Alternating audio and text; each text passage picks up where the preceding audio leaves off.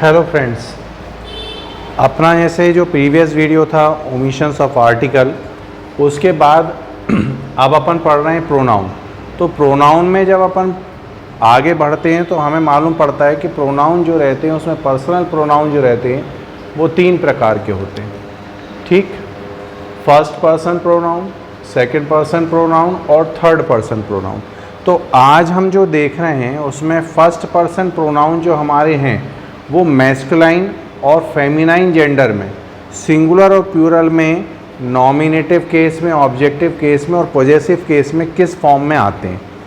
जैसे अगर मैं बात करूं, यहाँ पे फर्स्ट केस ले रहा हूं मैं, नॉमिनेटिव केस, फर्स्ट पर्सन का नॉमिनेटिव केस ले रहा हूं। उसमें सिंगुलर में मैस्कुलाइन जेंडर में आई आता है, ऑब्जेक्टिव केस में मी हो जाता है आई का, और पॉजेसिव केस में माय और माइन ये हो जाता है। जब ये तीनों केस को हम स्टडी करते हैं प्लूरल फॉर्म में, तो वी का हो जाएगा अस का और। ठीक, क्लियर हुआ। अब नीचे आते हैं, जब हम इसको सेकंड पर्सन प्रोनाउन में ले जाते हैं, जब सेकंड पर्सन प्रोनाउन में ले जाते हैं मैस्कुलाइन और फेमिनाइन की बात करें, तो केस वही है हमारे नॉमिनेटिव, ऑब्जेक्टिव और पॉजेसिव। लेकिन इसमें सिंगुलर और प्लूरल में जब हम चलते हैं तो सिंगुलर केस आप ये मान के चलिए कि सेकंड पर्सन प्रोनाउन जो होता है वो बेसिकली यू, तुम, ठीक है ना। तो वहाँ पे यू सिंगुलर में जब यू को हम नॉमिनेटिव केस में देखते हैं, ऑब्जेक्टिव केस में वो यू का यू ही रहेगा, और पॉजेसिव केस में योर हो जाएगा या योर्स हो जाएगा। प्लूरल में भी ऐसे ही होगा, यू, योर, योर्स। ठीक, ये दोनों फर्स्ट पर्सन और सेकंड पर्सन की अंडरस्टैंडिंग अपन बना रहे हैं for nominative, objective and possessive case. ठीक, in both singular and plural form, masculine, feminine gender. ठीक, इनको एक बार दोबारा समराइज कर लेते हैं। 3 हमारे पर्सन रहते हैं personal pronoun, first person, second person, third person. इसके केस जो हैं वो नॉमिनेटिव, ऑब्जेक्टिव, पॉजेसिव केस हैं। सिंगुलर में जब हम चलेंगे तो आई, मी, माय, माइन, और प्लूरल में जब चलेंगे तो वी, अस और योर। ठीक है ना। अब ये काय के अकॉर्डिंग है, ये केस के अकॉर्डिंग है। केसेस ऑलरेडी अपन प्रीवियस वीडियो में स्टडी कर चुके हैं, अगर आप चाहें तो उस पर जा सकते हैं। यहाँ पे सेकंड पर्सन में जब आएँ तो हम यू का यू नॉमिनेटिव से ऑब्जेक्टिव में भी, और जब पॉजेसिव में जाएंगे तो योर हो जाएगा या योर्स हो जाएगा। Same for the plural. चलिए अब थर्ड पर्सन को देखते हैं, थर्ड पर्सन प्रोनाउन को डिफरेंट जेंडर में देख लेते हैं। यहाँ पे केस तो आपके सामने है, नॉमिनेटिव, ऑब्जेक्टिव और पॉजेसिव। ठीक है ना। सिंगुलर में मैस्कुलाइन, फेमिनाइन और न्यूटर, ये तीनों जेंडर हैं, और प्लूरल में सभी जेंडर एक साथ लिए हुए हैं। देखिए, अब जब अपन सिंगुलर में जैसे बात करें मैस्कुलाइन जेंडर की, तो ही नॉमिनेटिव में, तो ऑब्जेक्टिव में हो जाएगा हिम, और फिर पॉजेसिव में हिज।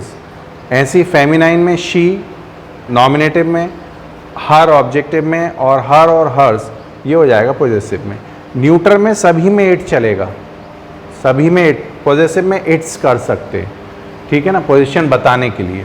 फिर जब हम प्लूरल की बात करेंगे ऑल जेंडर्स में, तो दे, ठीक है, ये आपका रहेगा नॉमिनेटिव में, फिर ऑब्जेक्टिव में दे से हो जाएगा देम, फिर देयर या देयर्स।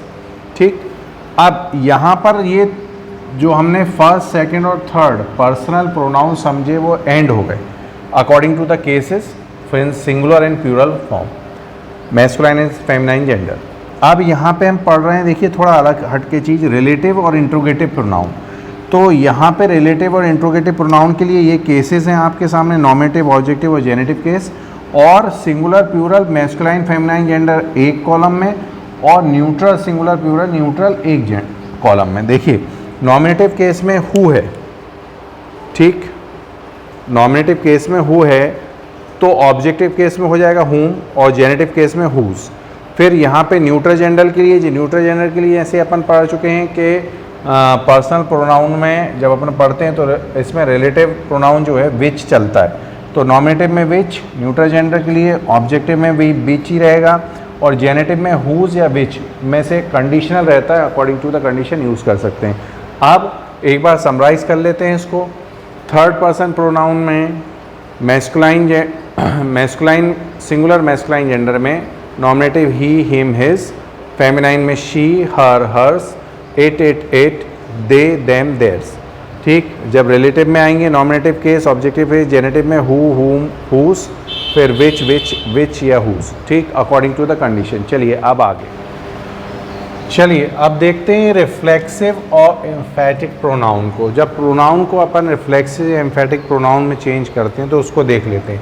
जैसे आई है तो आई का हो जाएगा माई सेल्फ, यू का योर सेल्फ सिंगुलर में, और योर सेल्फ प्लूरल में, ठीक। ही का हिम सेल्फ, शी का हर सेल्फ, इट का इट सेल्फ, वी का अवर सेल्फ, दे का देम सेल्फ। तो मित्रों एक बार और देख लेते हैं इसको।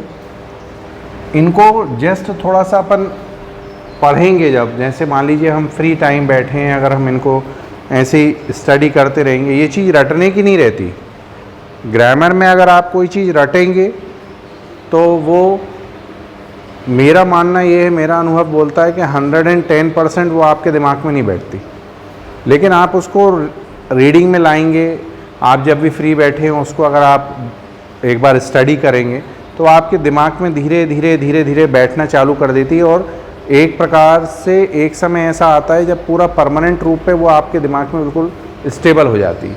चलिए यहाँ पे देखिए, आई का माई सेल्फ, ठीक, यू का योर सेल्फ सिंगुलर में और योर सेल्फ प्लूरल में, ही का हिम सेल्फ, शी का हर सेल्फ, इट का इट सेल्फ, वी का अवर सेल्फ, दे का देम सेल्फ, ठीक। तो माय डियर फ्रेंड्स, उम्मीद है आपको ये प्रोनाउन की वीडियो पसंद आई होगी, और अगर पसंद आई हो तो लाइक शेयर एंड सब्सक्राइब जरूर करें। Thank you.